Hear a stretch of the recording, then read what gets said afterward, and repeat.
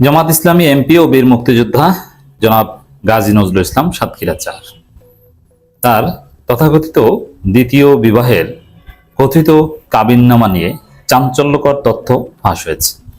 এখন এটা সোসাইটিতে এস্টাবলিশড।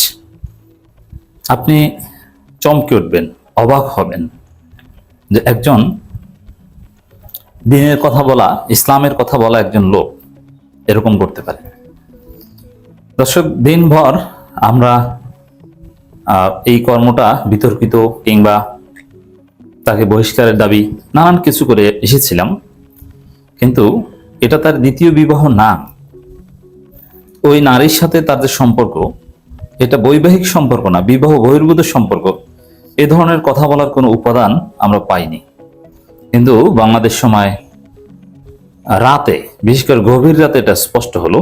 রাত 10টার পরে একদম স্পষ্ট হলো যে না, এটা আসলে দ্বিতীয় বিবাহ, দ্বিতীয় স্ত্রীর স্ত্রী কিছু ছিল না। মানে তিনি ধরা খেয়েছেন, কট খেয়েছেন। দর্শক, বিষয়টা কি দাঁড়িয়েছে? আমার দেশ সর্বপ্রথম এটা সামনে এনেছে, এরপরে ইত্তেফাক থেকে শুরু করে সমস্ত গণমাধ্যম, এমনকি যে কাজী এই বিবাহ রেজিস্ট্রেশন করেছেন সেই কাজীর একটা বক্তব্য, অডিও বক্তব্য সোশ্যাল মিডিয়ায় ভাইরাল হয়েছে এবং গণমাধ্যমও ভাইরাল হয়েছে।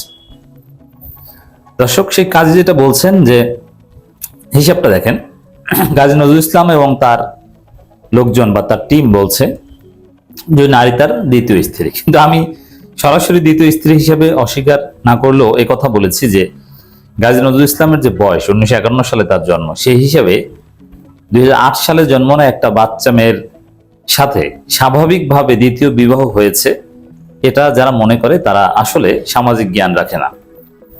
আত্মীয় স্বজন, প্রথম স্ত্রী সবাই মিলে 70 এক বৃদ্ধের সাথে 18 বছরের এক নারীকে বিয়ে দিবে, এটা অসম্ভব।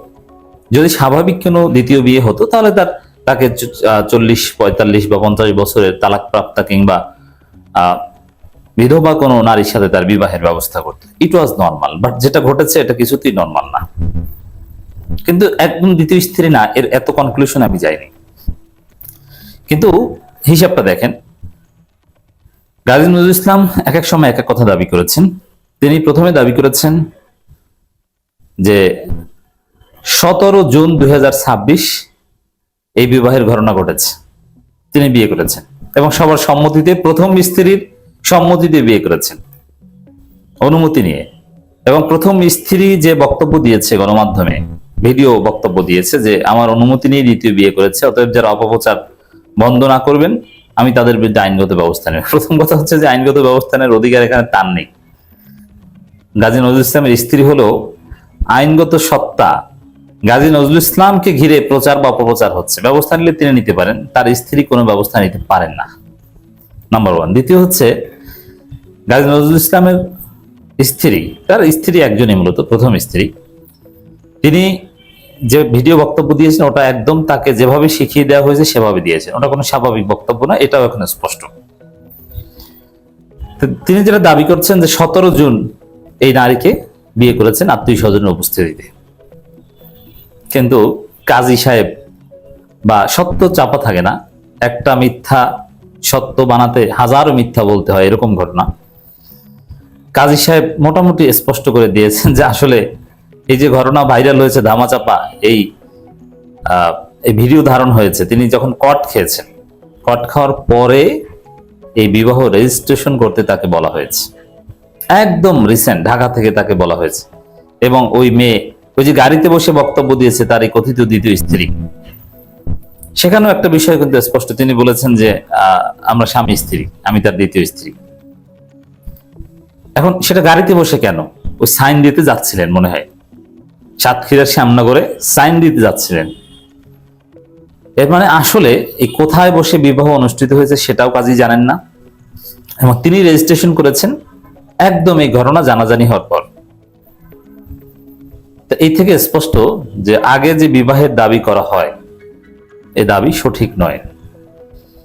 এখন বলতে পারেন যে না, মামুনুল হকের মতো শরীয়তি বিয়ে হয়েছে, রেজিস্ট্রেশনটা হয়তো বিপদে পড়ে এই ঘটনা জানাজানি হওয়ার পর, ফাঁস হওয়ার পর বা কট খাওয়ার পর হয়েছে, কিন্তু বিয়ে আগে হয়েছে।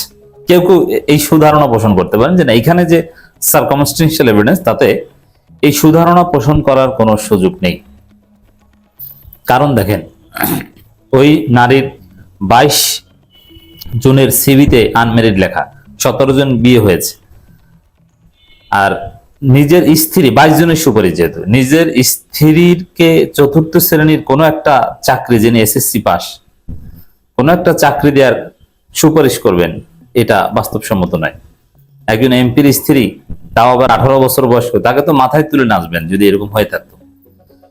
তাকে চতুর্থ শ্রেণীর চাকরি কি করাবেন? আয়া টায়া ঝাড়ুদার, এগুলো এর চাইতে বড় চাকরি তো তাকে দেওয়া সম্ভব না। এটা কি হয়? হয় না।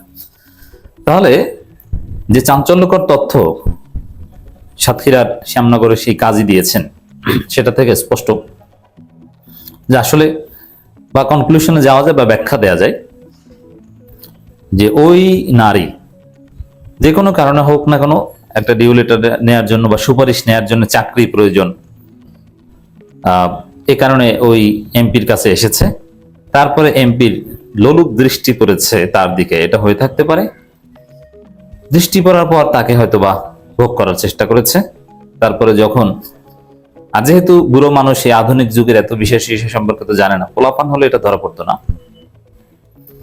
তারপরে ধরা খেয়ে গেছে।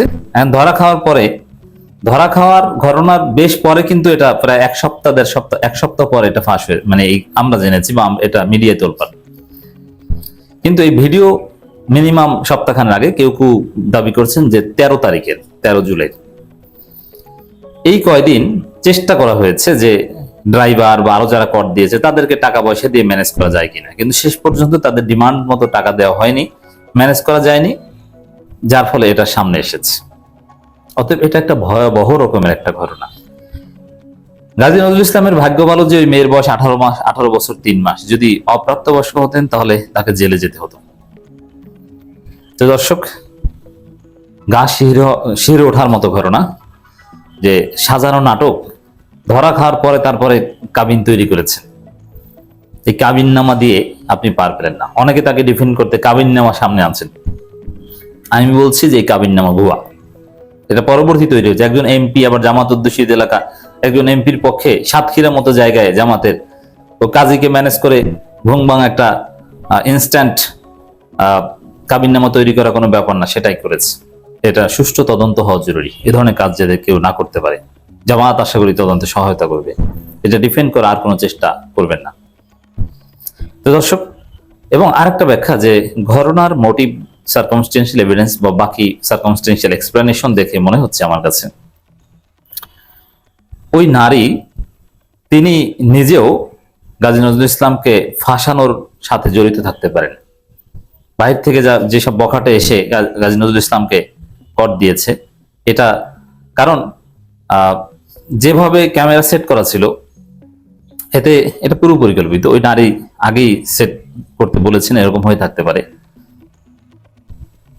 ওই নারীর সাথে হয়তো কিছু করার চেষ্টা করেছেন, অথবা ওই নারী হানি ট্র্যাপ হতে হিসাবে ব্যবহৃত হয়ে থাকতে পারেন, অথবা আগেও ওই ধরনের ঘটনা ঘটিয়েছেন। কারণ ক্যামেরার সামনে যখন যুবকরা কর দিয়েছে, তখন যে ভাষায় কথা বলেছে ওই নারী, নামের সাথেও মিলে না। সিভিতে একরকমের নাম, কাবিন নামে একরকমের নাম, ওই ক্যামেরার সামনে বলছেন আরেক রকমের নাম। তাতে মনে হয় যে তিনি এ ধরনের ঘটনা অভ্যস্ত। আর এই ভিডিও কিন্তু সাংবাদিক মাসুদ কামাল কিংবা ইলিয়াস, এদের কাছে এই ফাঁস হওয়ার 3-4 দিন আগেই পৌঁছে গিয়েছিল। এর মানে এটা চমকি ওঠার মতো ঘটনা। এটা দ্বিতীয় বিবাহ নয়, ধরা খাওয়ার পরে বিবাহ বলে চালিয়ে দেওয়ার একটা অপচেষ্টা বলে মনে হচ্ছে।